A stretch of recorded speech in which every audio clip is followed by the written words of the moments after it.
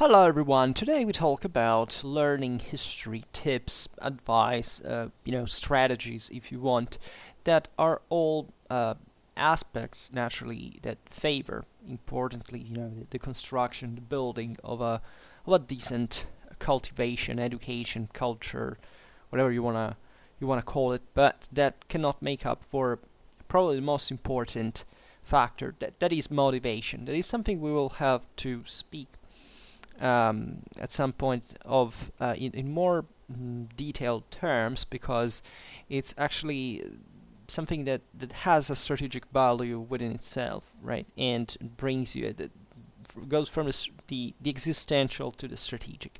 The reason why I make this video, this point, I've had an important amount of new subscriptions recently, and so many of you have started to follow me. I know that actually most viewers are, from the outside, they're not subscribers, as it's normal on YouTube actually. So this is valid for, say, anyone who's following me on a regular base and is or has just actually began, as I was saying, and maybe has not gotten, in fact, a clear idea what this whole thing is aimed at. I didn't make the 900th video, channel update. I will go hopefully up to the 1000th to make a broader explanation about what the channel is about for the new subscribers, and what future may bring at that point. And I am impressed by the interest. I mean, the channel doesn't have much of a traffic, but I get, generally speaking, an enthusiastic approach. I mean, the kind of 9 out of 10 comments are, "Wow, how you do it?" All this stuff. It's pretty simple, right? There is no specific ability. There's just a lot of practice now that I'm going towards the 1000 video, and technically this stuff is not even well done, right? As you realize, I don't even have a proper script. My English is so just for the sake of the entertainmental range of that this channel aims at. And definitely I talk about topics that are not particularly let's say popularized. I make this videos exactly for this reason, that is to fill these pretty large gap left on this platform that is turning into something ever more, in fact, entertainmental and kind of visual in a sense, and much less what the thing was back in the day, like broadcasting yourself, which I never liked. Honestly, I hardly talk about myself because I think it's not interesting, right? Even if I do it, I maybe in part, even like today, giving you some advice, it's always detached. I'm not telling you about me. I don't reveal myself. I don't need that. Maybe at some point I will do it, but the point is that I care for you having that autonomy, right? Normally, I think YouTube channels are followed in that age that is crucial exactly for the construction of a personal education. That is, you arrive at a certain point in your life in which you say, you know what, I think I can handle this on my own, and then you go your own way. You make your own path, you leave your own mark, and this is exactly what also this channel aims at responsabilizing people on the base of critical skill, of autonomous thinking, relative to problems, in fact, that are crucial for everybody, because history is not a tale of the past. History is literally the same world that has been going on, and that leaves us this imposing legacy we have to cope and to try to frame, to understand, to go through, in order to understand something in the first place, the situation we live now, right? That is not to say, I live in my time, more or less I know it. No. The overwhelming amount of humans that live in their own time do not understand much about their own time, but not even like by 3/4, or that would be glorious. You have humanity understanding one-fourth of the world they live in, it would be, we're talking about, not even scholars, that studied a lifetime usually have this range of understanding. We're talking easily about like 1/30th, 1/50th, I would say, for the most perceptive people, and surely nobody understands the world stuff.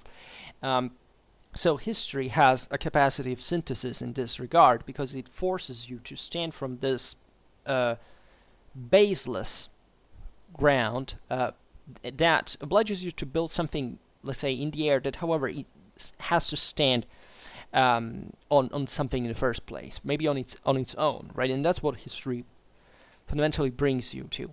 This is just a broader reflection. I made several videos about history, method, historiography, all this stuff. It's in the Historian playlist. I make a bit of, advertising for the fact that it's plenty of playlists that are divided by topic, and the Historian one is about as the name says, from ancient Greek. The process of research is really in historical terms, and that is a shared human experience. It doesn't pertain just to specialists, to historians, to scholars. It's really everybody's to explore.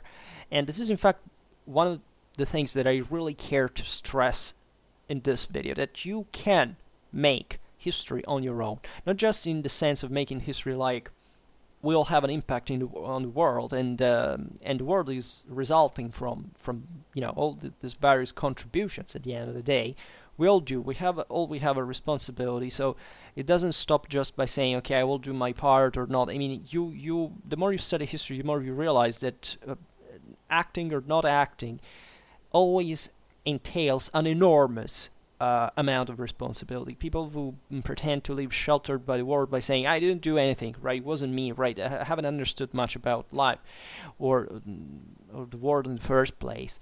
And unfortunately, this is an attitude that is taking, step because of mostly of this blame culture that we are developing quite ideologically, and that reflects, in fact, the absolute level of education of the masses that, as often, I don't want to sound too elitistic in this, but we have to face the fact that part of the reason that we complain for that everybody's stupid, that things go downhill, that people are ignorant and so on. It's first of all a bit. We all have that shared responsibility in part, because we are all ignorant, we're all stupid, as we are educated and as we are intelligent. So it's a matter of standards. That, of course, doesn't mean to make relativism in here, but exactly to understand, how far can you reach, right? That is a challenge that should tickle, I think, everybody's, ambition and vision. That is what makes sometimes, even negatively, the world, however, getting to somewhere, either as a reaction, in positive terms, so we can, the result there is that masses for the first time have reached a level of, standard education that is still dramatically low, right? There is no country in the world in which people are satisfactorily educated, as we were saying before, even about not even what they should know about the entirety of the world, that, as we've seen, is impossible, but even about the essentials of, the major political and social issues that, we face.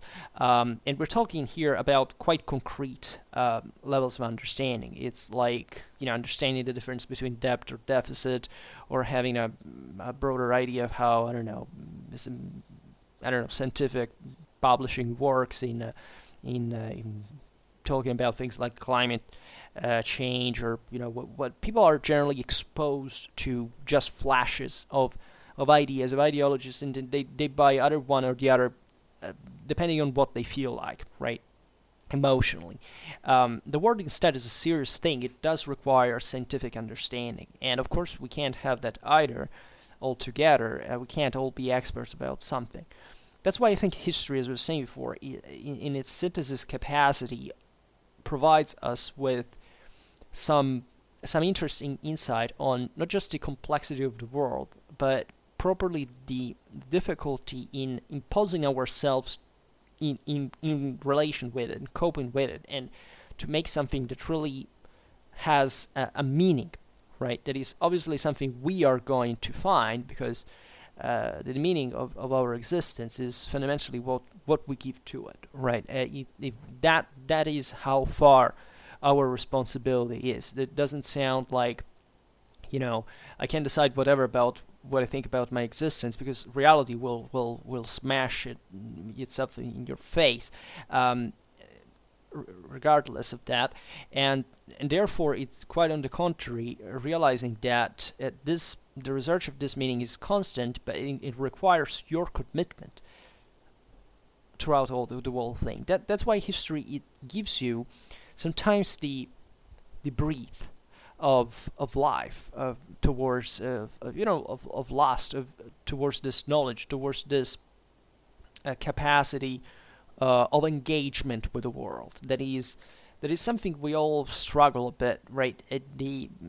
We are all lazy. We are all, reactionary in a sense. We don't accept that things are way more complicated than they are, because if we realized how far reality is complicated, and how far, in fact, it goes without our understanding having any chance to encompass it, we would freak and we would go insane, right? And so that's why this choice, here we enter actually interesting philosophical grounds that can be observed also historically, in literature, in religion, in lots of aspects of how humans effectively manage to cope with a world that reacts also violently with it, right? Or at least has a dramatic impact on them, and they have to learn to cope with, in a sense. We're also not talking about the conflictual relation we have with the world that pertains maybe more our Clausewitzian studies. Today, at least I would like to give you a bit of an insight of what you can do as an average person, or maybe a person that is definitely not average, but in this sense maybe has never approached history, is simply curious. There's plenty of people like that. I know actually many of you are are actually experts in other fields, and you like history, you feel attracted by it, and you're right. I mean, there is really it's a very positive thing, and I know personally many engineers, doctors, physicists also recently with now that I've come up with that followed me, and that spent a lifetime performing their profession, and yet they always had that idea of I wish to know more about history. I like it. I feel passionate about it. I never heard a historian saying, I don't know, I wish I had always been an engineer or a lawyer or something. It's strange, right?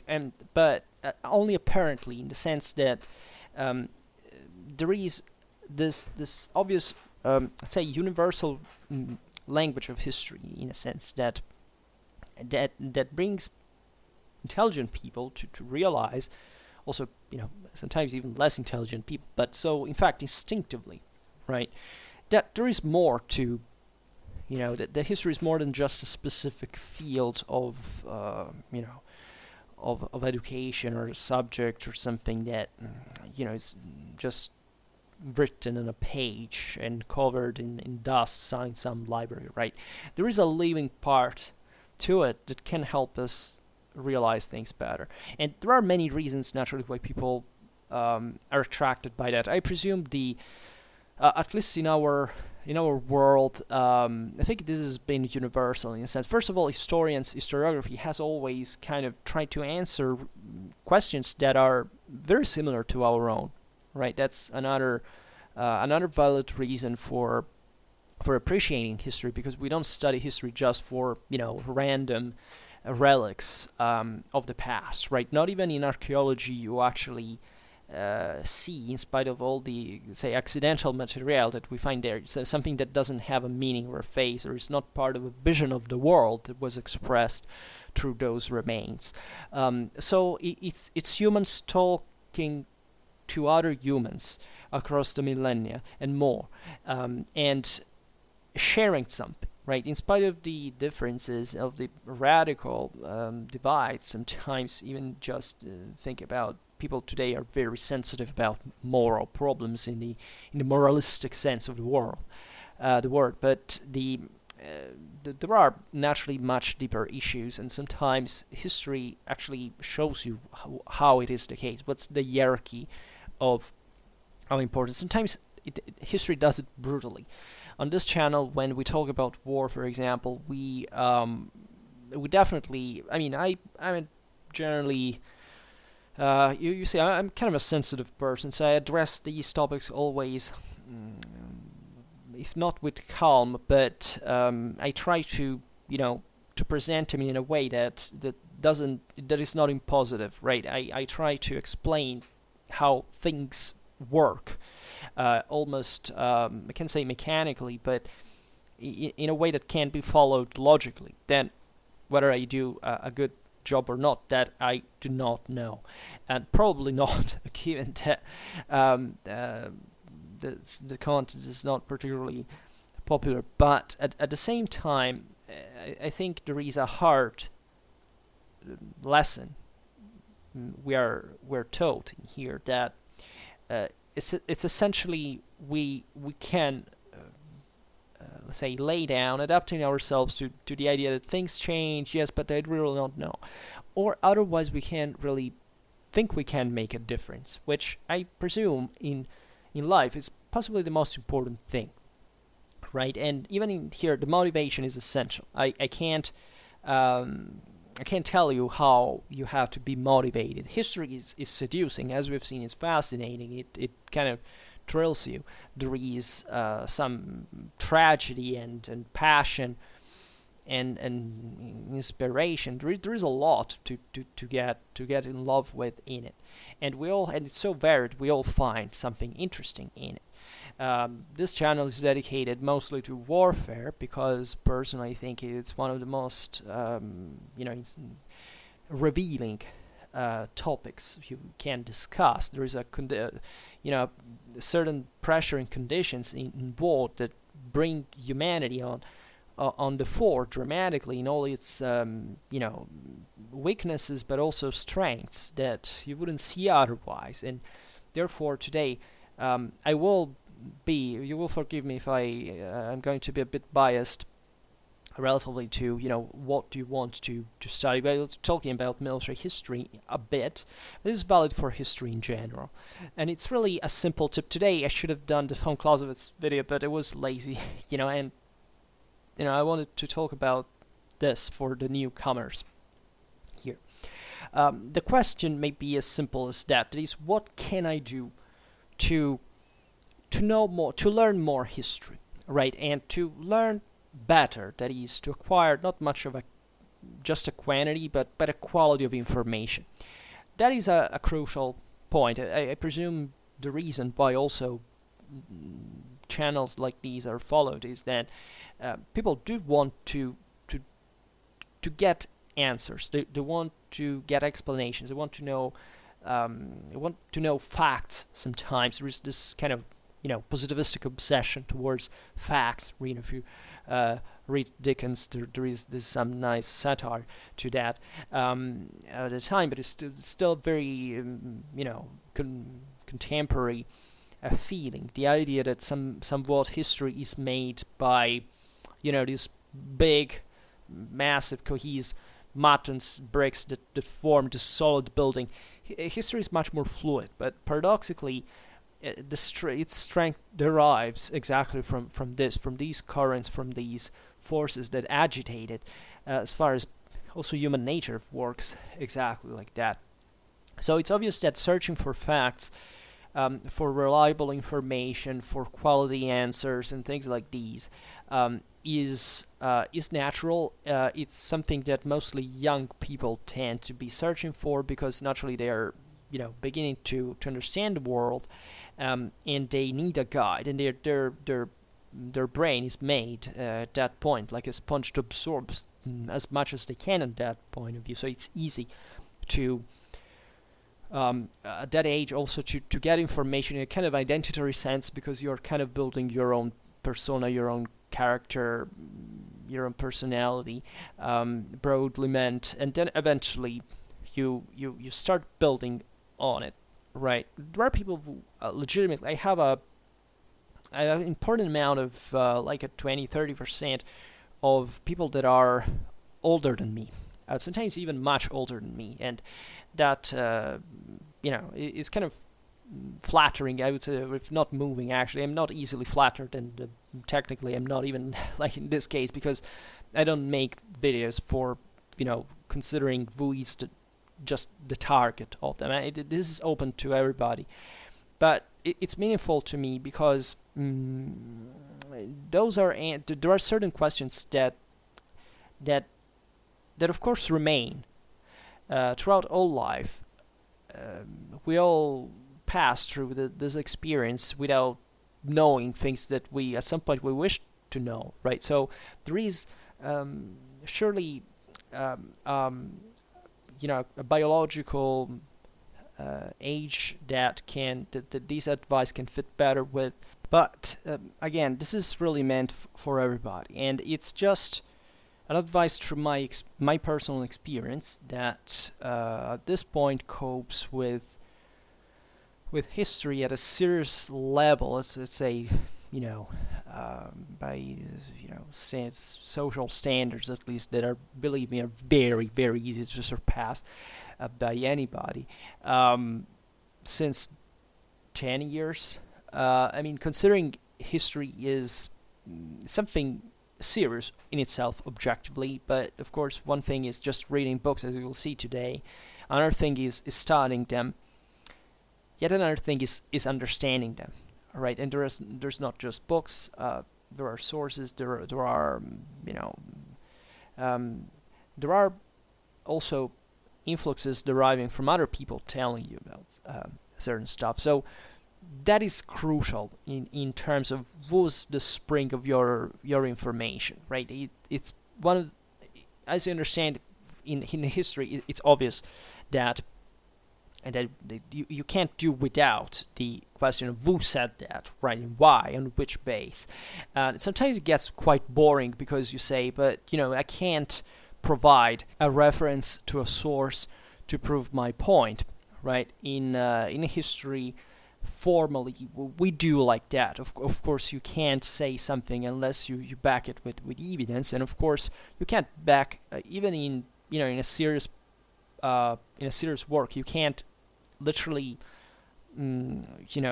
reference everything you say. There is obviously also a narrative and a general average understanding of which you're fundamentally making leverage when you make a point. But of course you should substantiate your point. That is really the most important thing for yourself primarily, not much even for the others to understand. But you can't be comfortable by going out there in the world and starting to say things, to claim certain certain facts without evidence for them.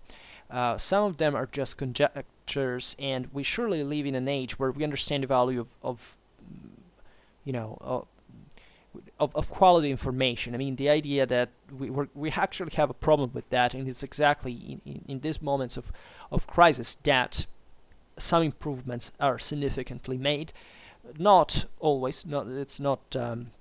There is not a teleological trend in this, but obviously, when people start asking, but what I'm reading, is it reliable? Well, then you are starting to be a historian on your own, right? Because it's exactly that curiosity, that legitimate, questioning that brings you to search for new answers, and that you understand is making it on your own, or at least trying to make it on your own, searching for better sources that explain to you that, right?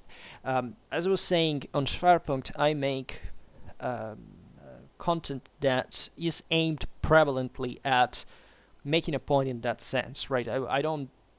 I rarely speak of sources unless there is something very technical, like I want to make a 2 hours video about a battle, right? And if I have enough sources that are published. We read them together, we analyze them, we criticize the thing. But other videos are fundamentally aimed at pointing out relevant dynamics that are fundamentally connected to what we individually feel it's worth to be pointed out.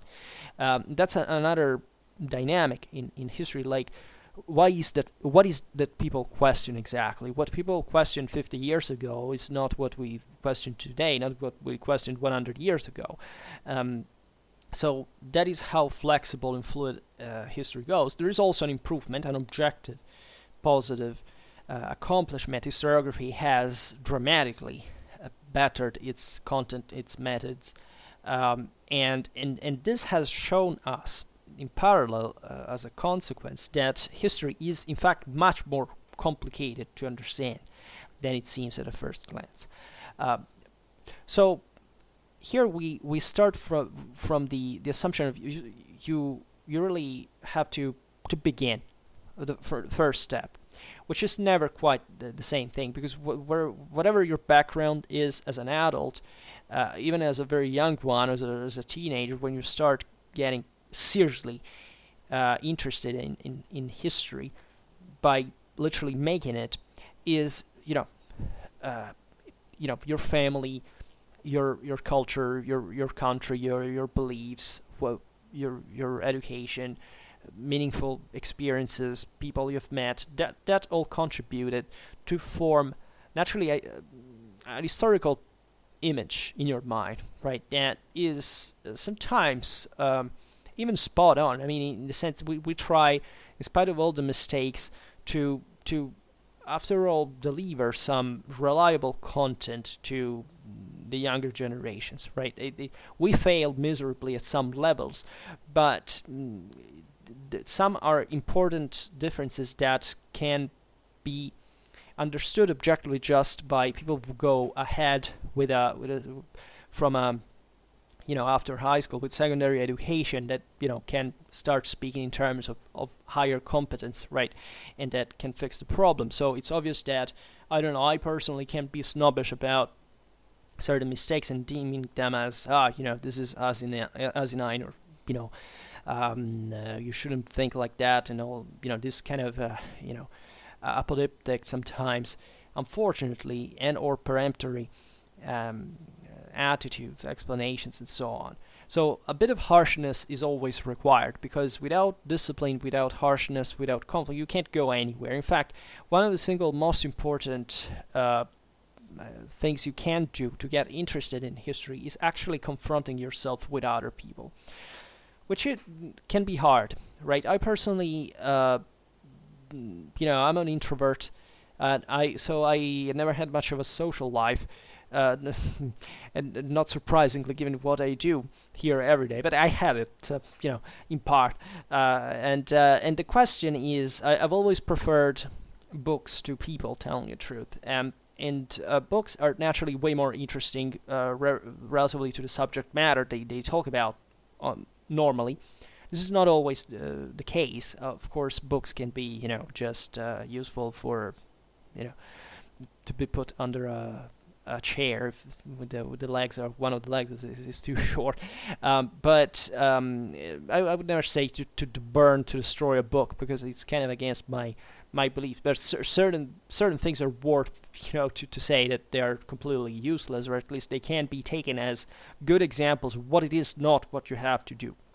I was actually planning to make a video exactly of one of these aspects about, the history of the Chinese colonials. That, but that's a whole chapter we have to open about the blacklist of things to abhor, rather than to. But everything can't be profitably read, even light stuff.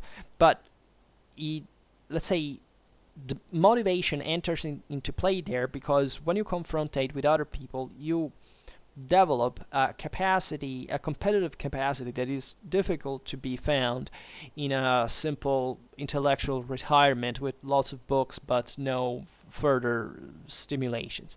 So it's obvious that we all study for something.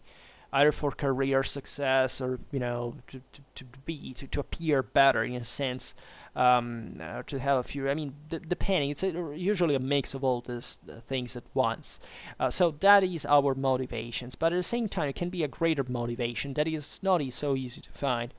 I mean, history is beautiful because it's boundless, as we've seen. And if you really love it, and if you really appreciate the fact that you can always improve and you can always be better yourself, you can't help but keeping to learn about it. Of course, if you work full time, if you have a family, other occupations, sports, other passions, it's difficult to find time, legitimately, right, to read or even to make history in a sense.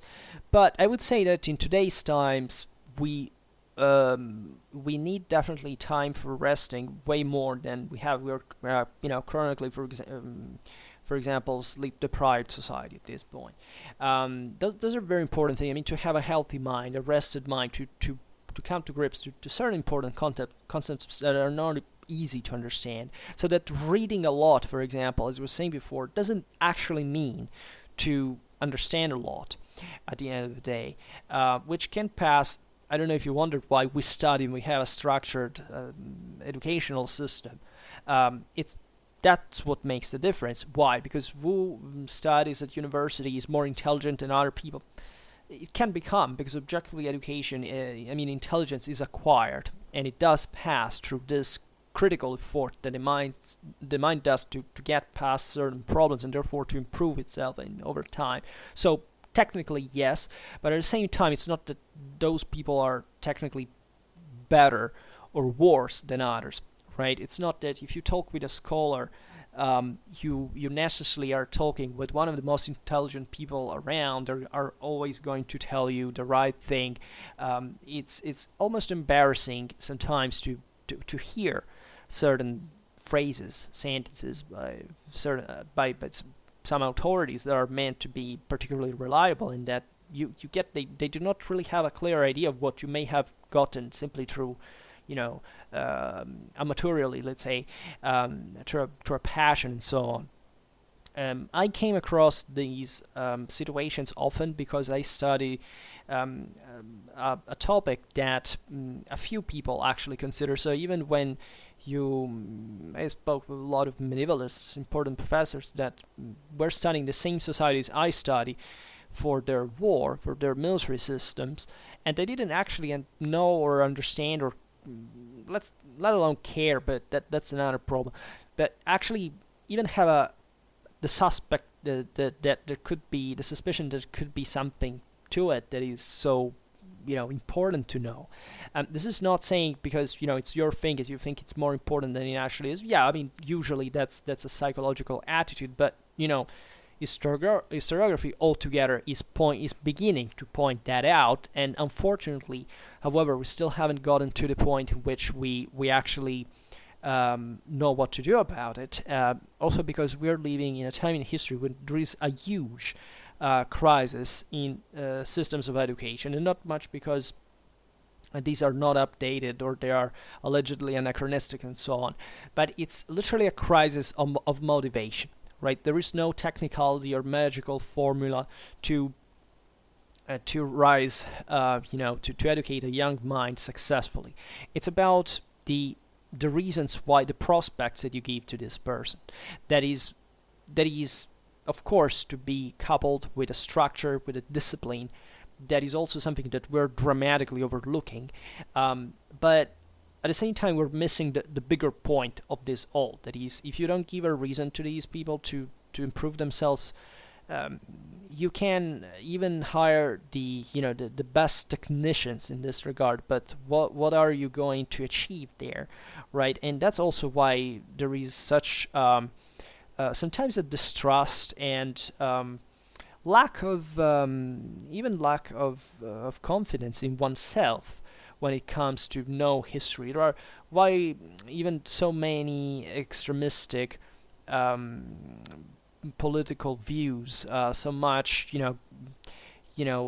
frustration in a sense. It's not just because the world goes strangely, objectively, but it's literally about the fact that people do not do not believe, do not seem to have a point in going on anymore.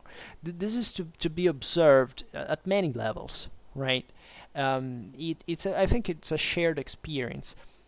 Sorry if I'm digressing so much, but that's exactly the point I wanted to make.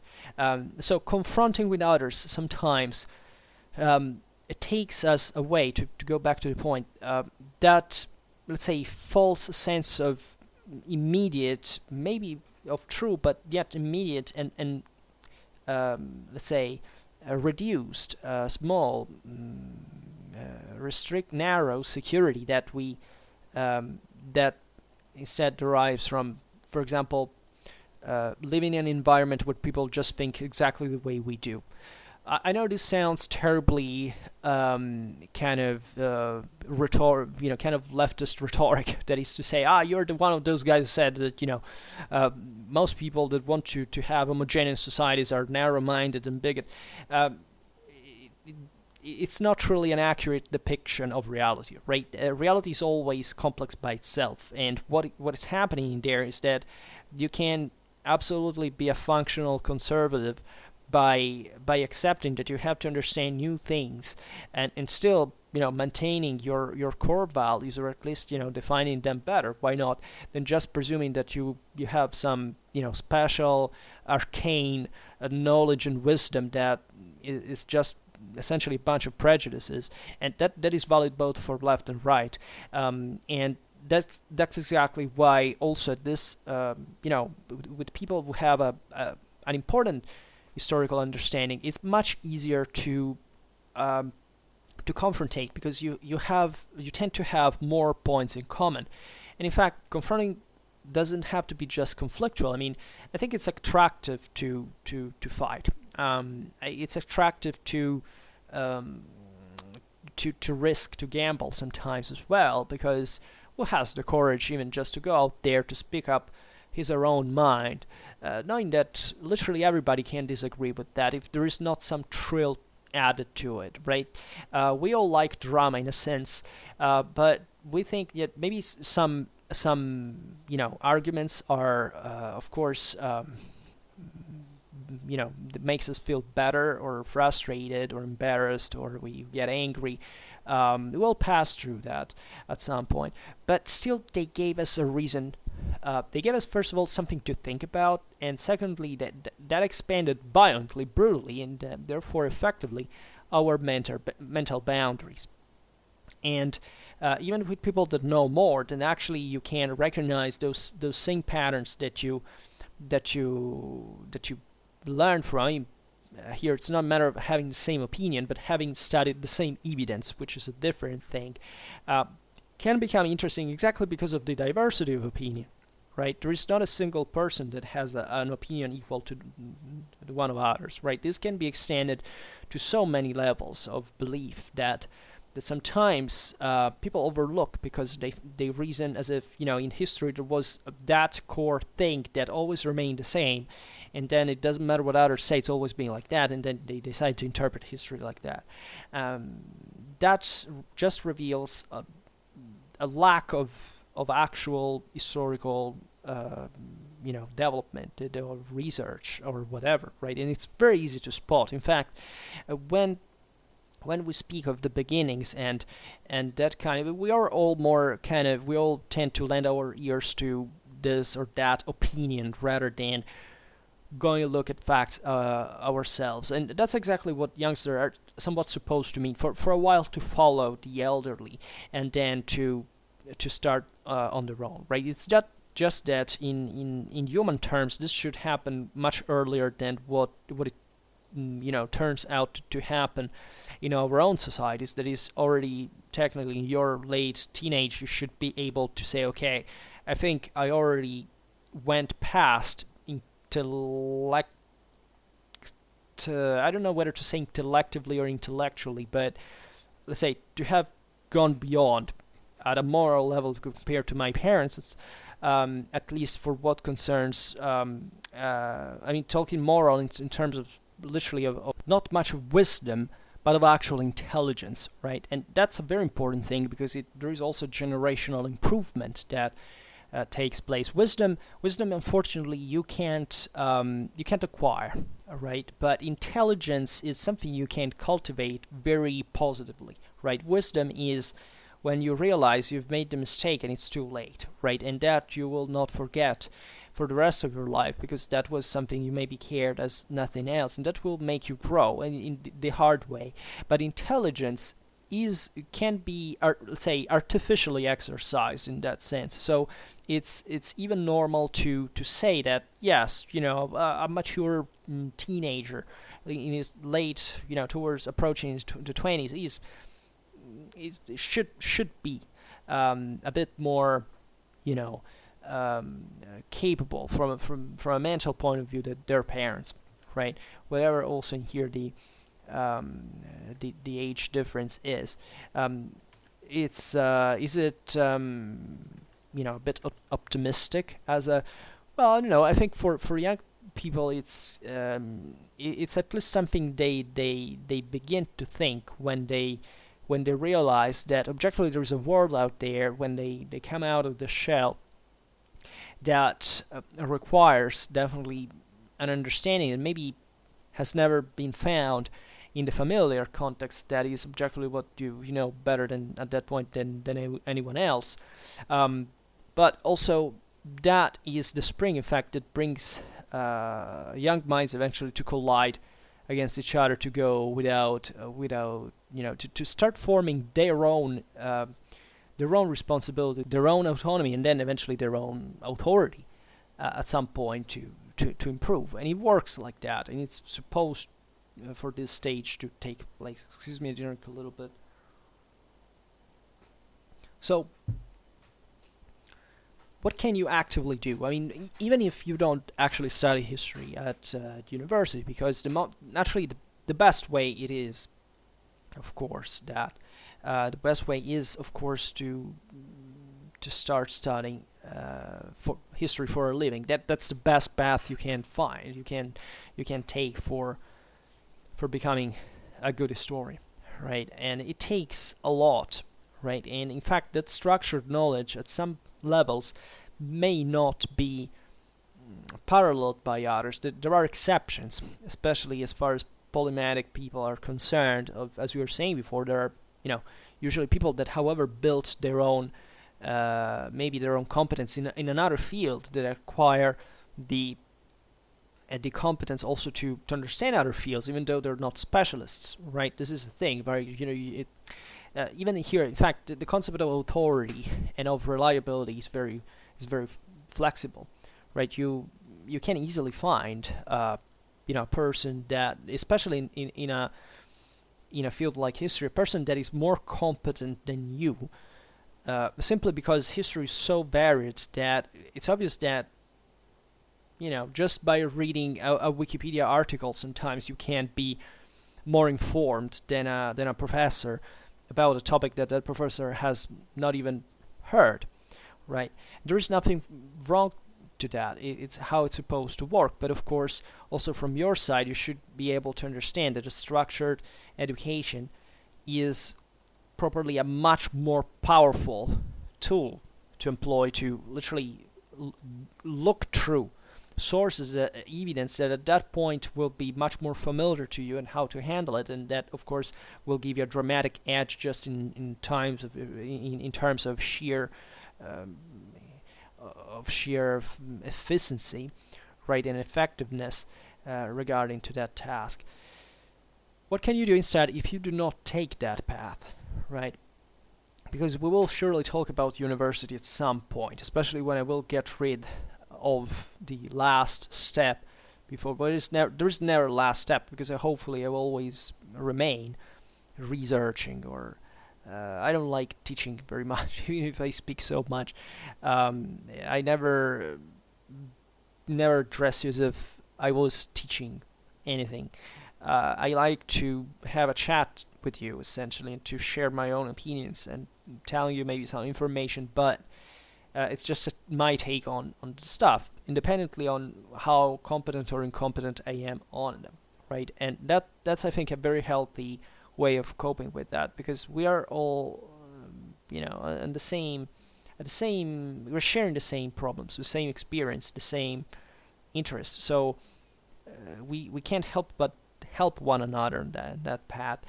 Um, but if you really want to be a lone wolf, which by character I've always been, because I must make this premise that I've never. This is just a matter of my own character. I came out like that. I don't know why, but I'm a person that doesn't follow others, right? There are tremendous minds that, however, have a by pattern, by default, this idea of what is voice that I have to follow to acquire so much, right? And what is the trail do I have to remain on? I've never been like that, and sometimes there are pros and cons to that. For example, I switched always topic of research and never continued on a trail, never searched for that specialist and said, okay, I have to follow that person to be my tutor. But I've always done everything on my own. This to me has been tremendously fascinating and profitable, but I do realize that there are some limits to that, but also some advantages that other options do not give you. So that is entirely up to you, and maybe one point we will talk about this too, right? There are gifted people who are probably able to do the same, both things at the same time, but whatever. Now we will. What's the point? Why did I state this? Well, because of course what I would like to transmit to you, even if it's at this point a biased, subjective perspective, is to try that, at least to try to mentally free yourself from the idea that somewhat you have to be taught by someone, right? And that you have to start to teach yourself, because at the end of the day, you are truly the only person you're in charge and responsible for, right? That is, at the end of the day, it doesn't matter who tells you what, and we all learn from others, but it's you who has the task of analyzing that information to make an original synthesis out of it and to go with that. And that's it's a hard process, right? It's exactly what it takes to look at a source, studying it, coming up with an idea, checking it, counter-checking it, and so on, then writing it down, speaking your mind, speaking your thoughts. Also, writing is of dramatic importance. Many people do not write anymore. So that sometimes we even have genial ideas, but by not writing them, they remain a bit rough and they do not even sound so captivating as they could be written down. So, of course, there is always the advice of trying to do something serious, like writing a thesis, for example. For most people, that's the only chance in life to write something on your own that is truly yours, that nobody actually imposed you to do, nobody borrowed it. I mean, it's something you came up with and you could expand your thoughts on and make it real, and make a difference true, right? So that's exactly why at the end of certain but a thesis comes at the end of a degree, because that is supposed exactly to prove that you have acquired certain capacities, and also to make you add something new to the broader scientific debate, which is exactly what we have improved through over time. So of course today we will not cover those problems either. I made some videos about theses, degrees, stuff like that, but we'll have to come back on that as well. So finally, what can you do, right? Let's assume you have to start from zero. Here we don't assume what age you are, even if we're presumably talking about young people, right? But it's, once again, this doesn't mean anything. You can't start at 80 or 90 and more, right? It's never too late for anyone to learn.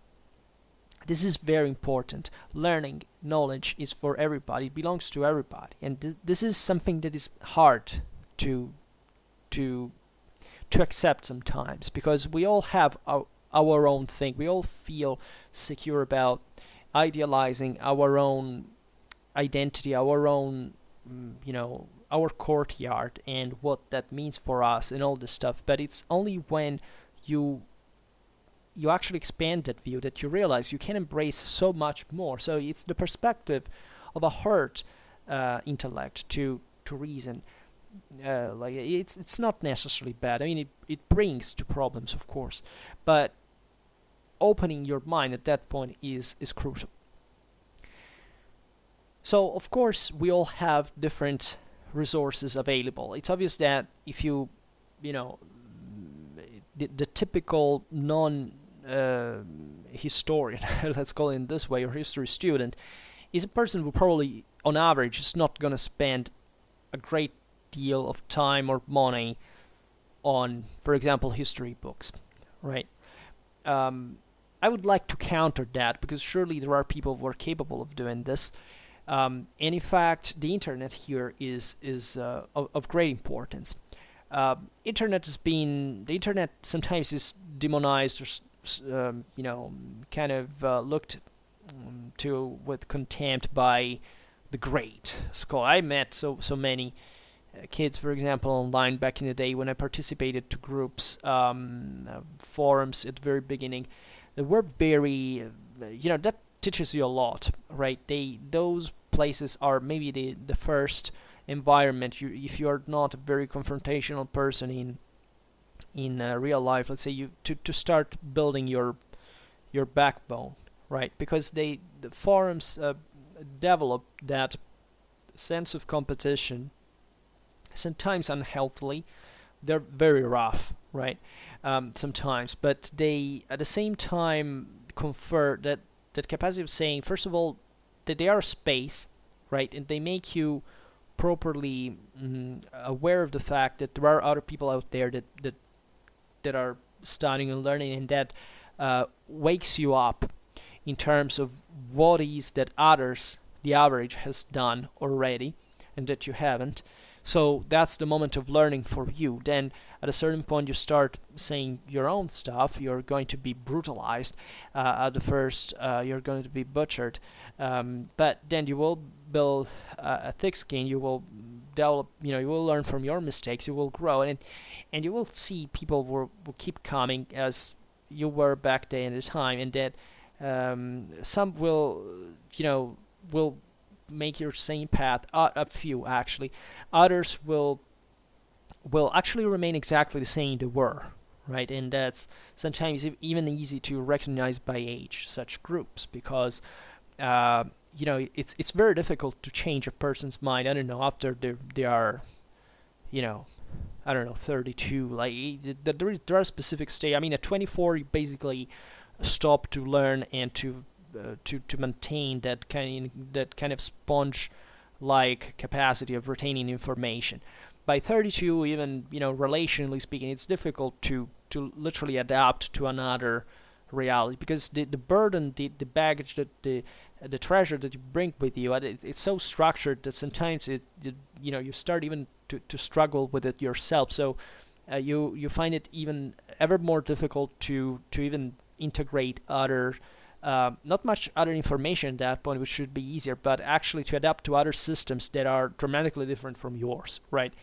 So this is why it's important so much to start at an early age to learn anything, right? Because of course you will settle that information much more easily. You'll absorb it. It will become structural much more quickly, right? It's like with languages. Right, at the beginning you say, oh well, it's so easy to learn a language, I will keep doing it. Yeah, then eventually you start studying something else, you waste time.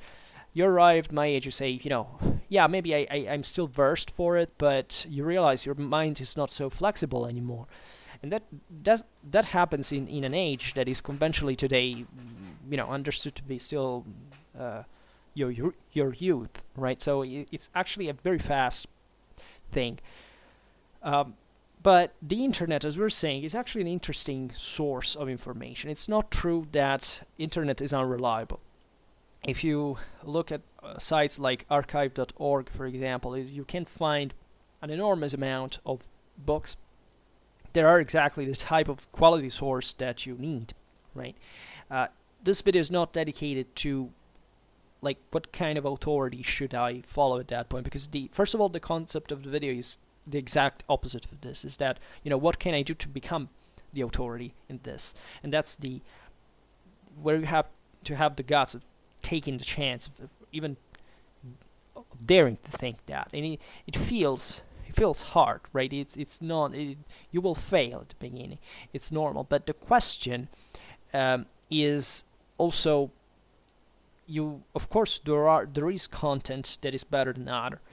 It's obvious that you can't learn history, for example, just through Wikipedia, right? Wikipedia is actually useful in English. The English Wikipedia is fairly good regarding the historical content. Of course, it lacks dramatically enormous chunks of history from specific cultural areas and so on. But at the same time, if you want a quick reference to the essentials, the backbone of historical information, and never think that dates or names are not important, right?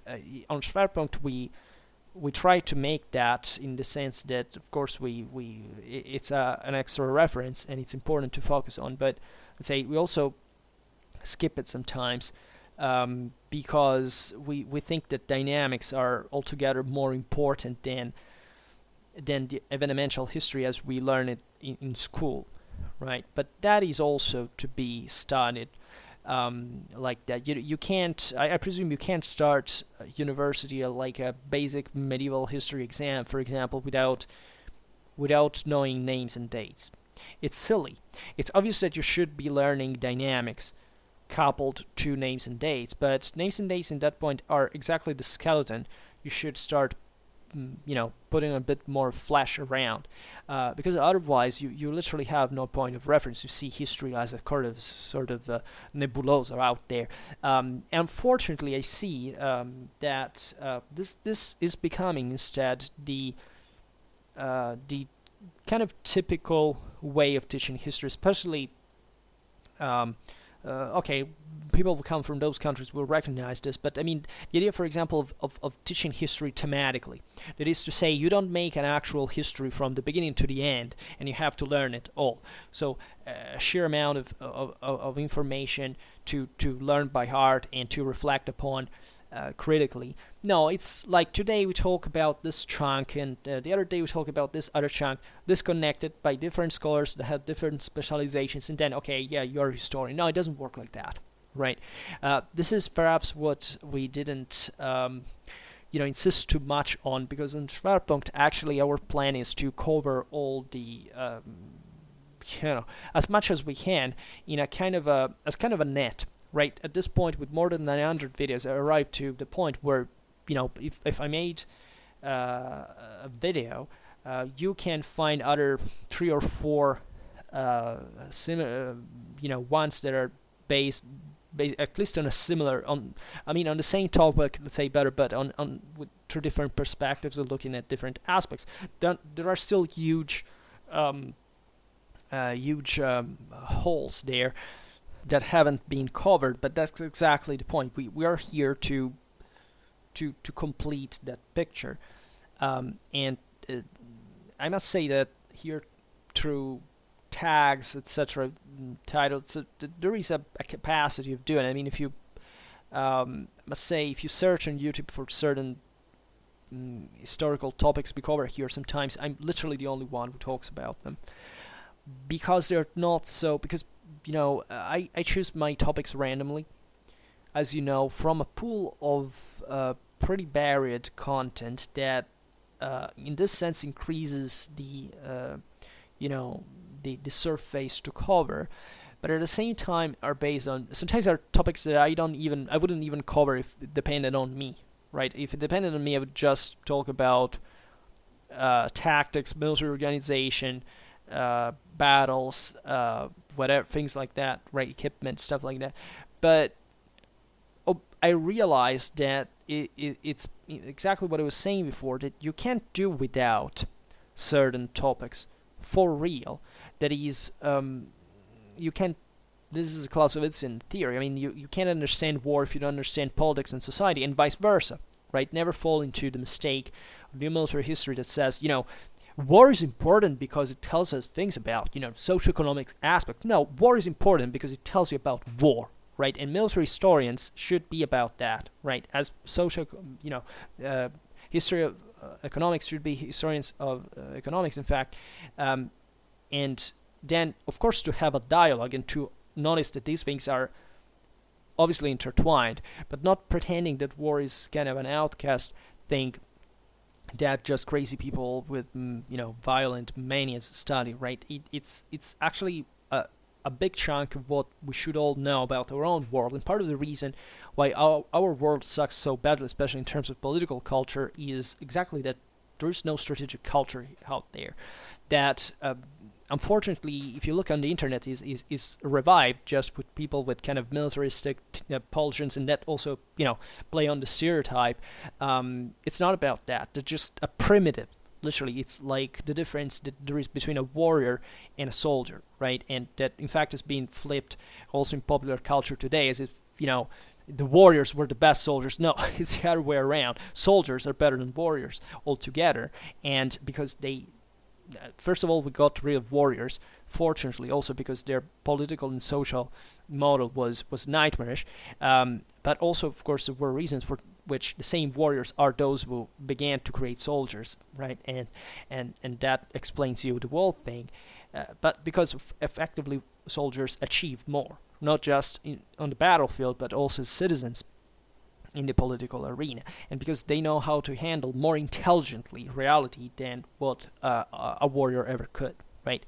And there is, in spite of what people believe, because having a big deal of individual capacity doesn't necessarily mean to understand what collective capacity is, and chances are that the reason why you have that individual capacity is exactly that you lack a collective background that taught you violently, as discipline does, to create soldiers, for example, what is the hard and better way. And that's why warriors rest, under the heel of the soldier, and why Athena is superior to Ares, etc. But this concept, as simple as it is, I think 90% of the people do not even come close to, right? It's not that they necessarily disagree with that, but as simple as it is, it's culturally counterintuitive. And also, this is partly, a good part of the reason why we have so many problems in reality. That is exactly the simplest things sometimes that are overlooked. And that's why that constant need for the hyper-specialization, or finding the grail in terms of what book do I have to read to become really, an elected individual. There is not, right? The best thing you can do is to literally read a lot of books on your own and building your own capacity, your own critical skill towards them, because it's obvious that if you read a book that says something that satisfied you and another that didn't, if we're speaking in terms of same topic, so we're looking at a difference in quality, well, it's obvious that you have been able to recognize the difference, and you will not just acquire that distinction, but also probably you will start thinking about the reasons why that book is better than the other. So some of you, in fact, we often get these questions like around, like, what's the best book that you advise me on this topic? My best book is The Sources, right? Sources is where history starts all from, and it's obvious that, especially the more you go on in time, I don't know, you can't study sources, I don't know, of the Vietnam War and pretending to be satisfied. You will read studies at that point, that some are the best studies, in fact. But studies are also complex systems, and you have to be careful there, exactly, maybe to getting good advice by those who have studied them. But the best thing is to read them, right? It sometimes, there is an attitude that I think has always been healthy to me. That is, never underestimate the margin of mistake that you can do in judgment, right? Which has nothing to do with being insecure with your own beliefs, but on the contrary, to boosting that as a consequence. But with books, is like, until you haven't read them, you can't properly say you can't probably feel whether that can be judge them. This is true, but let's say that there is a kind of an average that even when you realize, for example, maybe even about other eras you're not a specialist about, but you start understanding from, if you start understanding from which background, from which historiographical culture, from which studies, etc. Um, let's say one specific work comes from, you can kind of already foresee what that is going to be about. I mean, some of you, for example, asked me about, what's the best book about, I don't know, the late Empire or Roman Empire. I mean, there is a lot of historiography at this point, essentially breaking the older, bit sclerotic interpretations of what those words are. That is quite important. There is hopefully a bit more of ideal history, a bit more of detachment from the structuralist setting. But at the same time, I think I don't think historiography is so insightful as one would think, right? I was advised by a person that I also esteem from, it has nothing to do with Schwerpunkt actually, but a bit with those groups that is still, well, actually the only group that is estimating the whole world on Facebook. I don't tell you which one it is, but let's say that there is a still, let's say, in disclosure terms, because even Schwerpunkt is the disclosure side, right? It's not that I'm talking about who knows what in terms of actual information here. It's things we already know largely. There's this criticism I make on it, right? And that obviously is something people like, but disclosuring can be a double-edged sword when you underestimate the target of your audience. And I presume a historian should go beyond that. That is to say, wow, that book is amazing, because objectively, from a historiographical point of view, it may even be the best one around, but still making, sometimes some lapses, some slips that, in my opinion, are not justified and that reveal certain incompetences at the end of the story that are meaningful for that world, right? There are problems of literally, you understand that person didn't pass through something that you passed actually very early on, and that you even understood well. That's why sometimes you find people have less experience but are also more competent at certain levels. It's normal, and therefore I'm not thrilled about this idea of the latest thing, the most important. Look at me, I'm commenting von Clausewitz, von Kriege. Why? Because at almost 200 years of distance, we have this masterpiece, and nobody gives a damn about it. Or they fake, they pretend to do so, but they still fundamentally don't understand it. And they don't explain people why it is important, why it makes a difference, which is difficult to do, even for disclosuring. That sometimes it's just for the sake of profit, right? To compete with other contents. But let's say that, going back to the advice of what to read in a more structured way, well, of course the classics are the best start, right? They can be outdated, they can be still, they can be improved. There are surely mistakes in them too. But by experience, I would say this: never be dogmatic about the most updated work. That you can use when, of course, you're going to read them anyway, because if you get seriously into that topic, you're going to buy the latest book, and those are the money, that is the well-spent money, right? But if you really want to go to the source, where you will find a lot of information that sometimes more recent historiography has skipped, because it has somewhat given that for granted, right? And instead, we are given for granted that most people are ever more distant from that, because before, just like up to 50 years ago, people who studied history more or less had a very close connections between with the classics and the most updated works. Today, the distance has, of course, increased because so much has been written that you can't cover everything, right? When they tell you the first year of PhD should be spent just collecting the sources, but especially the historiography to make the point of what you will have to do in the remainder of your time in your research.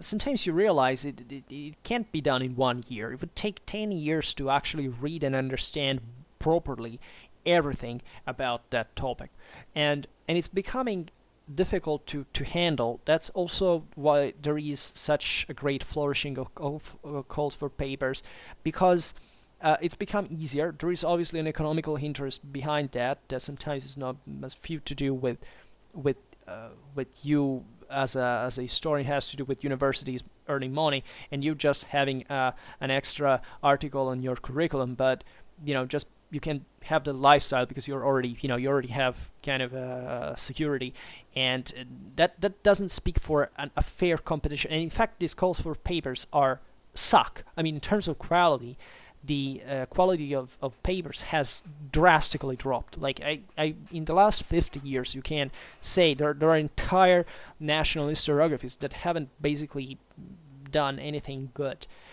We can't go as far as that, because we also have to reach certain levels of severity. As I was saying before, we have to be harsh. We have to be even judgmental at some point, because if you really want to see an improvement, you can't just pat on each other's shoulder and pretending that everything goes fine just because it's history, right? We are the same club. No, it doesn't work like that. It should be harsh. It should be violent. It should be competitive. It should be merciless, because otherwise you can't properly arrive to the objective you had you had planned for yourself, right? Even think about us. I see this stuff in the movies, right? We have arrived. First of all, I believe that after the year 2000, movies has dramatically dropped in quality. Something in the very beginning today, but those are all, in fact, reasons connected. Why is that? We have less artists?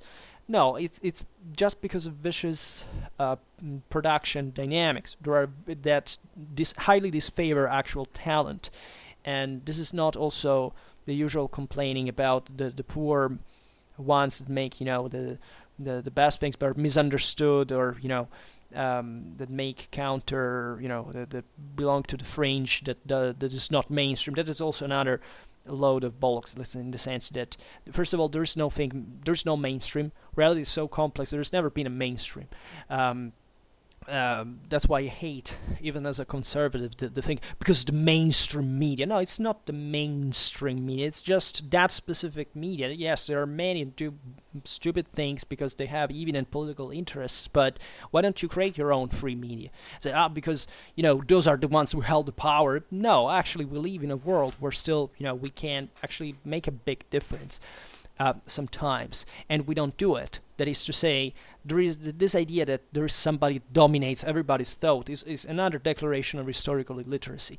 It's literally the understanding that not even in totalitarian regimes they could control the world population, and that's also because the majority of the population was actually fine with totalitarian regimes for their own ignorance again. So very often, actually always the greatest problems of our own societies is the average person. That is not absolutely a victim or a martyr or a slave, but is exactly the carnifex of this all, right? The tyrant and the criminal in its own with its own share. There is therefore with history a freedom. Like if you're interested properly in such perspectives, you should consider that the best thing you can do with history is personalizing your own path. That is, of course, searching for a field of specialization. That is to say, if you read like 20 or 30 books, right, which you can easily do by literally learning them proper. I mean, reading them, studying them, and even criticizing them profitably. Let's say in 1 year, you can acquire a level of competence that sometimes not even the greatest I'll say better, the average scholar in that field would have. Of course, I'm not talking about much your own specific capacity to frame the problem in the context of that field. I don't know if I explain myself. I mean, you if you don't have previous let's say competence, it's very easy for you to just quote that page because that book said that. That's another attitude that mostly young people have. They have to say, since it's written in that book is reliable, so I won the argument because it's written in that book. Books are full of mistakes on a regular basis. We all write by approximation. It couldn't be otherwise. And it's exactly understanding those subtle differences that shows you're an actually good historian. Why? Because you have basically read those things, looked at the references at the sources we're quoting, you worked with them, and you can distinguish at that point what that scholar did, right? Whereas the average, maybe even historian, will read that article, won't have the time to read the sources and say, okay, well, this article is compelling, but there's still a margin of trust that I'm giving to this expert because I don't have the time to look at the sources. That is the magical word of history, like not having time to read enough, right? Let's be honest about what competence is, right? It's not there's no omniscient individual about a single topic. We don't remember by heart what we write. We don't actually know much of what we even write sometimes. Sometimes we just copy it, sometimes we forget it.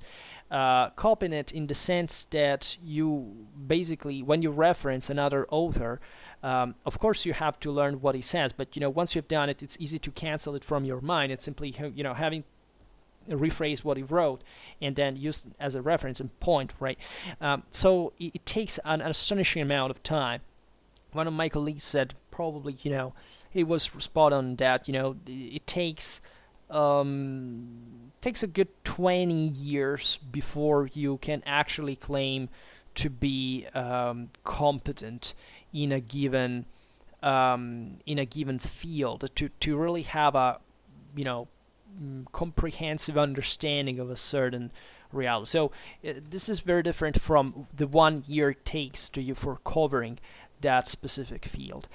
So what is that you should be doing in meanwhile? Well, you should make that kind of research we're talking about before. That is, you should look at the call for papers are usually open to. There is some standard, like you have some kind of titles for that, but not necessarily in the, you don't necessarily have to be a historian, but at least you should be someone reliable. Or I guess some calls for paper are open also to people that demonstrate they have some competence. I mean, I think I would do it, right, even if it's kind of unorthodox and unlikely, because that's the point. You can easily recognize the person who hasn't gone through a certain path. But hey, here we're not judging by titles. Here we're judging by actual competence, which is what all societies should be based on, right?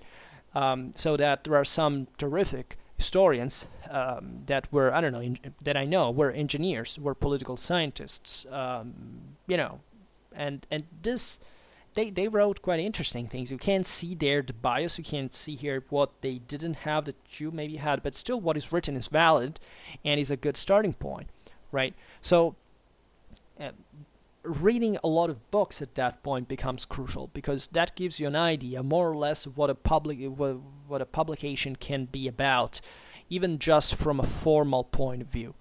Right, you simply get used to what people write and how people write, how they read. The problem is that what you read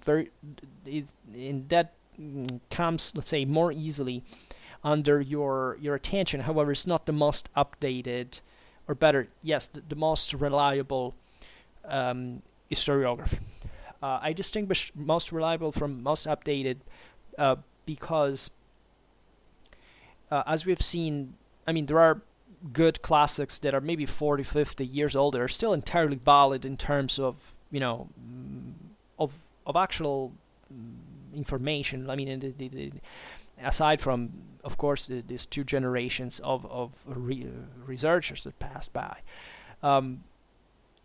I say it's more difficult to look at them because objectively, because they're usually copyrighted and they're of course to be paid for. So a site like archive.org won't give you all the answers there. You have to spend your money. It's just something we can't do all we can say, but obviously with different degrees. There are very fascinating sites such as academia.edu that actually provides you with a lot of updated material that, however, is rarely the entire book. But in terms of articles, there's plenty of good examples. And however, as I told you before, usually the quality of articles is sinking all around the world. And it's becoming extra specialistic in a sense. But if you're searching for career, having a good curriculum, then you should look even at those things, because that will give you perhaps a bit more of self-confidence. But may watch out, because you may relax you too much in a sense. You have to stay hungry for answers. You have, I presume, the most important fuel here, aside from the broader motivations, is exactly understanding what is that you want to find out. I mean, usually with history, it works like this. You have a particular question that is usually born out of very subjective reasons. There is nothing strange about that, and that is normal. It's the standard. Then history should be impartial in the way you carry it out, in the way you look at the evidence, and you have to express a judgment in the end. Yes, history is made about expressing judgments. It's false and wrong, I would say, even for the well-being of civilization, to pretend that historians or journalists, etc., would not add a specific judgment to the situation. Because at the end of the day, if the research is done properly, other people have the capacity of countering the statement and starting a debate and improving that same information. Serious problems arise instead when these figures like historians hide information, right? So there is definitely a good history and bad history. There is a lot of even in their interest that it's difficult even to start addressing, because it's not just economical. I mean, most of the time, the most successful usually is economical, because there is, even in their structural impact, is eventually done by some funding, some backing, some support. But it's very difficult to ideologically, to pretend that there is no real ideology, narrative that is very forced sometimes, even behind certain historical inquiries. And this is also double-edged sword, because if you flatten that, you flatten also the curiosity of the scholar. It's not surprising that some of the most successful historical works at some point were also the most controversial. Not much in terms of the so-called mainstream ideas, which is also a thing in the sense that certain generations of scholars tend to maintain an establishment of sort. So it's an effect. I don't even remember how it's called, but let's say it's normal that something very different from the usual, not necessarily going against, right? But even methodologically speaking, will be criticized at the beginning.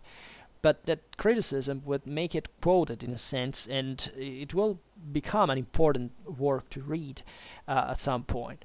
So my advice is like in life, try to make it big. Right? There is nothing. I mean, you should always look, of course, at. You should be realistic, and to be honest with yourself about what are your capabilities.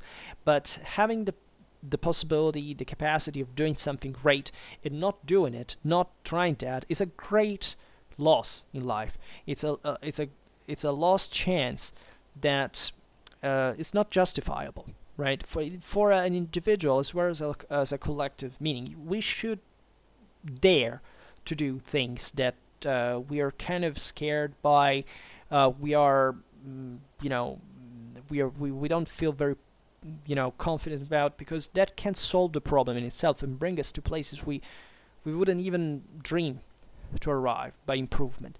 And it takes hard work, right? Without structure, without a structured education, it's difficult to make that work alone. And it's mostly a psychological weight, because at the beginning you perfectly realize you're not competent enough, that you're doing a lot of stuff, but that however won't be of use. But that is also normal, and that what is pushes you to find, well, at the beginning it may seem a shortcut, but it's exactly the contrary. It is, the best shortcut is exactly very often the right way, that is studying a lot and being, basing yourself on an actual reference and methods that will make you start serious. But that is something that personally I experienced when I didn't have the adequate knowledge in certain fields. But honestly, I don't know how it can be fixed over time without a structured education, because I took that path, and therefore I wouldn't feel honest to tell you, just keep doing it. That's why, university is there. It's not to make people complex about it or whatever. It's exactly to offer those tools, right? It is thought for. But another crucial aspect of this is constance, right? Is the capacity of putting yourself on a track and going on, right? Is vision, is focus, is determination, of course, but it's properly doing the thing every day. I mean, you should be studying history for at least 2 hours a day.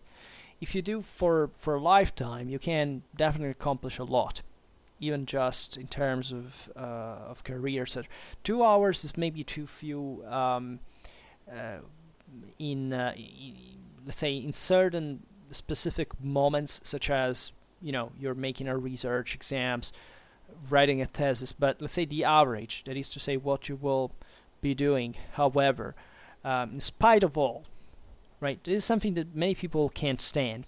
Many people have to break at a certain point. They have to say, I can't do it. This is normal, right? You should be breaking from a study to another. But I mean, we're talking about on a long period, right? That's why I don't understand. You can't take a degree, bachelor, 3-year degree in history, and calling yourself a historian for if you don't do anything else with history for the rest of your life. It's hardly gonna be so, right? It's almost useless. You may need that the title to work doing something else. So, of course, that is gonna be there's gonna be a solution for you. But calling yourself a historian, or let's say that also you can do at the end of the day, it's not a big deal. But pretending you actually know insightfully history with that, it's a bit difficult, right? And I stress this, unless you don't expand on it. That is to say, you can even have just a bachelor degree, but if you keep studying the same subject, why not? You can become very skilled over time. There is objectively a difference that is made by also the various stages of secondary education. A master teaches you a bit more, and a PhD especially more. And masters, in fact, do not seem to be particularly different from bachelors at some point. This depends also on the the type of where you come from, because educational systems are very different, institutes are very different, professors are very different. So I don't want to generalize, but it seems to me that we are transforming next generation of historians. If people just do a tiny bit at a time, and without much greater ambition of knowing at which knows which level. At least we do that, but we tend to I mean, people are going to have ambition in spite of all, and dreams and curiosity and whatever. But the point is that we're functionalizing them as if history was just a problem of living, and not of actual living. That is to say, you have to have a job like a historian, but not necessarily you have the temper, the spirit, or the idea of being a historian. This may be, this may be a motivation, like the idea that at the end of the day, studying all this history, talking about all this history, can make it a difference in the world. I personally am very convinced of this. That is, this is a deep conviction that I had since an early age, and that I have been confirming over and over again throughout all my path. That is to say, if people knew history more, we would solve an enormous amount of our problems. Right, and not in the usual sense that is, we don't have to repeat the mistakes of the past, as if the past repeated itself ever. This is not the point. The point is exactly the opposite. The problem is being able to resolve problems that were never seen before, and to have the capacity to understand through the past, of course, in a extended sense, without repeating the mistakes. That is to say, of course, there are similar things that repeat themselves in history, but the problem, a good historian will tell you that, in fact, it's exactly within those differences that lays the difference between you understanding the present and past and the future alike, right? Simply, being hysterical about the past, thinking that everything corresponds to a fixed pattern you can replicate over and over again in all historical eras, is not an intelligent way of looking at life, existence, not just at history, right? And we have these problems indeed. We experience them every day, politically, right? How many times you have heard that? And incidentally, it doesn't help the same causes that of the people of war would be even good, right? It's like when people speak of, of the threats, for example, of anti-democratic regimes representing themselves in the same identical way. That is, that say, that guy is Hitler, right? Hitler is that thing, and it was that, and we should be extremely careful about what it was. But whatever is going to happen next, as far as we know, can even be worse, right? So to label, the present with past, it's wrong, because it shows a deficit of actual historical culture. It means to diminish the importance of history as it happened, right? And to just flatten everything as if, it's all the same pattern. That's not history.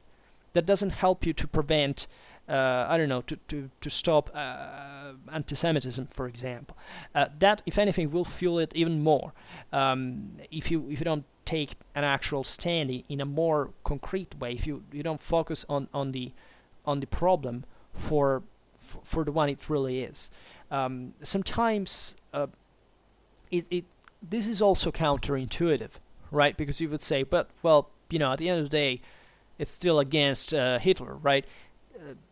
That's not the point exactly, right? Because you're using that as a punchline, as some sort of recurrent nightmare where there's been people who have committed the same scale of atrocities sometimes, maybe not with the same cruelty, because National Socialism objectively was something quite unique, even just in the stupidity of its accomplishments, in the sense that they lost to themselves, like rarely is being done in history. I mean, communism, for example, of course, killed way more people, but they killed them in ways that were more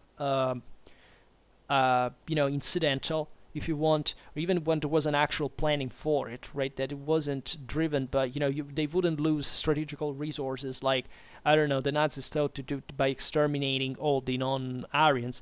That is, let me tell you, not a great, first of all, thing to do, if it, if you needed to be reminded first. But secondly, it's not even just, if you actually believed in that, it's not how you achieve that world domination you hope for, right? By basically saying, you watch out because, if we win, you will be exterminated. And this is how they alienated also sympathies of millions and millions that took arms against them. But that's where exactly there was a political, a historical, and a strategical failure. If you wonder why we talk so much about von Clausewitz, it's also for dispelling the myths that he had anything to do, for example, with World War I or World War II. Or better, World War I and World War II were caused by the incapacity of understanding the Clausewitzian thought, albeit, being embraced, namely embraced in that function, right?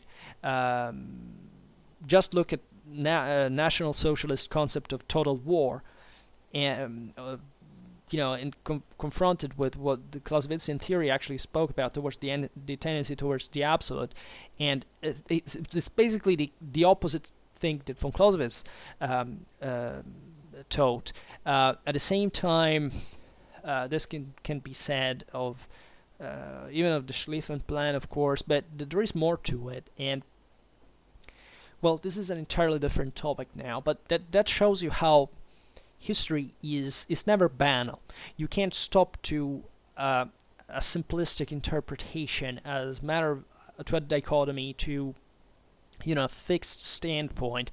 You have to be open, at least to have the courage to at least look at everything, and then on the base of this perspective to draw your own conclusions, right? Instead, even think about now that we've touched the topic about I don't know, where do you pick, I don't know, Holocaust deniers, right? It's surely healthy to give a look at that as to everything, right? Because you know what you're eventually talking about, to disprove that at the same time. But the attitude of those people is not having an idea, a broader idea of the magnitude of the problem and the sheer amount of evidence that we have, and even the problems that we have with that evidence, because it's obvious that in Eastern Europe in the 1930s and 1940s, we didn't have anything like reliable in terms of demographics. The offices went destroyed, all this stuff, but that still doesn't take into account what, for example, just if you know the military history of World War II, you know what you actually completely understand what was the Holocaust, because it required such even huge logistical capacities and planning and visioning that if you cross that out, you're literally denying even what these Holocaust deniers are pretending to they can dismiss, right? And at the same time, you have to be extremely careful at not claiming things like, but one more or less that it doesn't matter. It doesn't matter in the sense that, of course, a crime against humanity is a crime against humanity. But of course, if you as a historian, as you could be a detective, an investigator, claim that was one dead more or one dead less, you're talking about a person's life. So it's of extreme importance, and historians have an enormous responsibility in this, in their statements. So there is always naturally an idea of common sense and of rationale that levels a bit the thing, but that's where you don't have to give up the capacity of updating, of researching, and to never put an end to research, which doesn't mean to rewrite it, to revise for the sake of doing it. You have to do it where you have some specific curiosity, you have some specific questions not being answered, or it doesn't satisfy you entirely for some important reasons. Otherwise, it's literally revisionism. It's literally um, denial. Sometimes, everything that ends in ism, let me tell you, is not a good idea. So if this can help you even through the motivations, you have to uh, realize how consistent it takes to to be a historian. That is not pretending you are a historian, but it's literally researching for how long it takes, and that you have to literally do it. I mean, it's not just a psychological thing, even though it mostly requires that, but it translates itself in an actual physical commitment. You have to spend years and years of your life studying, and how many people are, you know, willing to do that? Many people don't care, right? If you spent your entire youth saying, okay, partying and no, say, okay, as soon as I'm free, I'll do nothing but have fun. You can have fun with this, productive things too, right? But there is being a bit this kind of rejection towards fatigue, because humans are tendentially lazy. So it's normal that you want to have fun. Who doesn't want to have fun? But at the same time, you have to build even just a future for yourself. You have to do something about your life. So you have to balance the two things, and that comes with age, right? And the more you have done before, the more you will be rewarded later. This is also something that is rarely understood. That, of course, in life, it's not the stronger that makes it, but the most intelligent on average, right? But by far, right, in terms of average still. So do not underestimate this dynamic, because it's about the one who can adapt most to what the evidence shows that are going to make it in history. The others are doomed to be forgotten. So if you have projects of glory, who is going to read you, I can tell you, I personally like doing what I do, because for my own entertainment, right? It helps me to learn more, right? My life is more productive because of that. I grew because of that. To my own, I have my own measure of this, as we all do. But that's exactly the point. It teaches you to have your own autonomy at the end of the day, which you may argue what margin historians have in this world. What importance, what role, what impact, right? Uh, it largely depends on the rest of society, right? As for all things, right? It's not that there is a profession that is particularly more successful than another, because even when you gain more, there is usually more risk, greater competition. So there is a medium, a balance between these factors you have to consider. But I would say at the end of the day, what a historian can do for society is to show the complexity of reality to it, right? Because once you are acquainted to that, you're already aware that you can do certain things, you can't do certain things, or at least if you have a power in that dimension that is substantiated by an actual awareness of reality. Many historians do not seem to like this pretty much, right? It may be that given I have this channel, I grew more sympathetic to let's say the idea that I don't know. I received messages of people who told me, and I thank you for this. That I managed to change their perspective a little bit. I'm not here to convince people of what I want. It's obvious that I put my own bias in this at some level, as we all do. I try not to do it too much, right? The reasons why I choose specific topics, or as we've seen, there's mostly random, but I mean, of course, yeah, we speak of military history, there is a reason. We speak of certain, even speaking of medieval history, we look at mostly certain areas, there's another reason. But even in there, maybe it's not so important. The important is the mechanism that stands behind that, and therefore it's about movementing the world a little bit. It's properly giving some other reasons to be motivated. That's how I see it. It's not about convincing of my own opinion. And I presume that the people who follow me on a regular basis and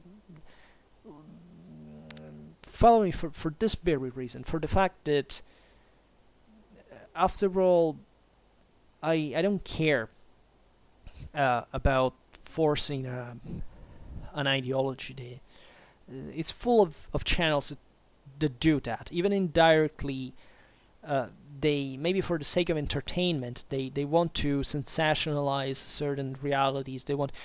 I do this because it's how I learned these stuff, and maybe I'm wrong, I don't know, but I just say my own thing, and that's what history comes down to.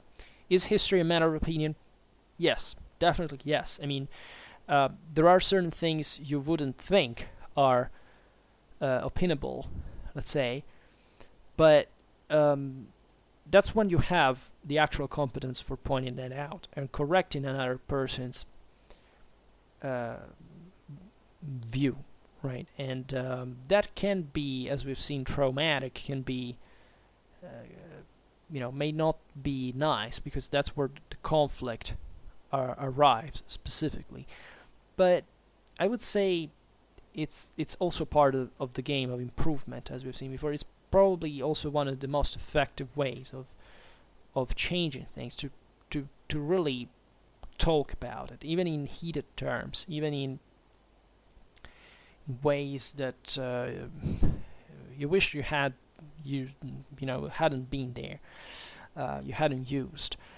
There is also a certain polemical tone here and there used to make a point sometimes, but I tend not to be too specific about the individuals, because it's mostly a matter of group, right? Be aware that there is a tendency to think in a certain way, and the reasons may be these. Then if you do it, if you don't do it, doesn't even matter, but you should just be aware, because also, let's be honest, but when we have different opinions, it's because we actually believe in the righteousness, the correctness of our thinking, right?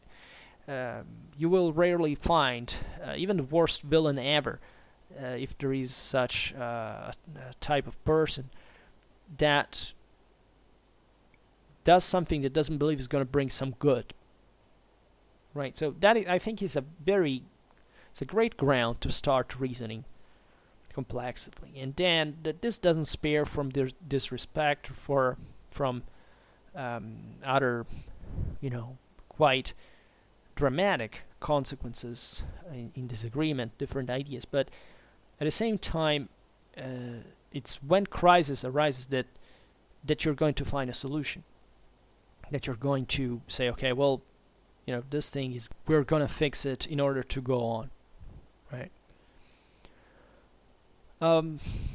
I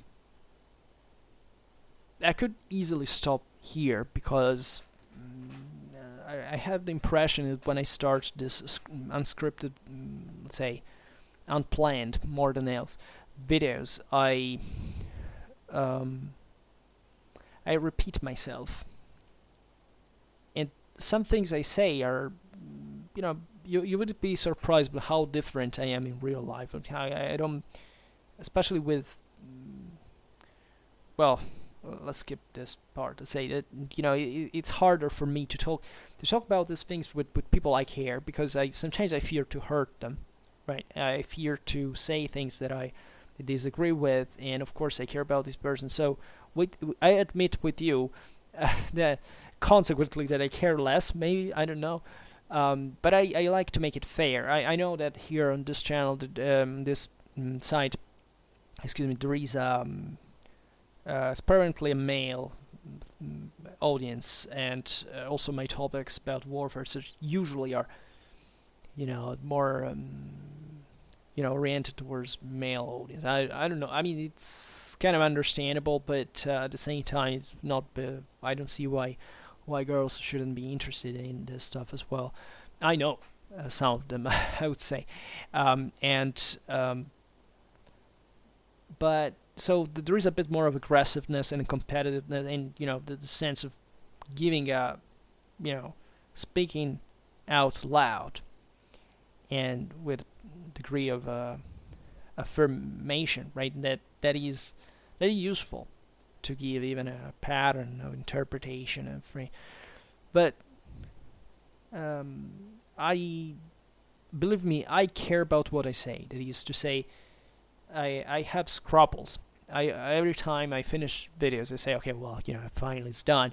But when I upload them, I say, who knows if this is useful, right? Who knows if I use the right words, whether I made the point I wanted to make, right? It's a struggle, and that is what has helped me though improving the content here. That surely has improved, and that's exactly the point I want to leave you with. That until you don't actually do the thing, you can tell it's gonna go, and chances are you won't be able to do better until you try. And I really care about this idea because it's very concrete. It does look at reality, I think, objectively, and it's the only way you can accomplish something in your life, right? And this may truly be some of the best advice like I can give. For the rest, I would stop it here for now. As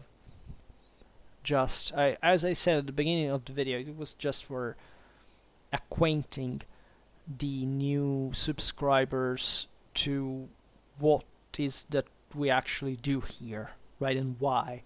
And this may be actually a very narrow look into it because, of course, most of the answers are to be found in the broader content. But I see that sometimes that is missed, right? That there is that I surely make these videos with a common, as I was saying before, a synthesis aim, right? With the idea that one video, doesn't matter how different the topics are, at the end of the day, the objective stays the same. For many people, just maybe for the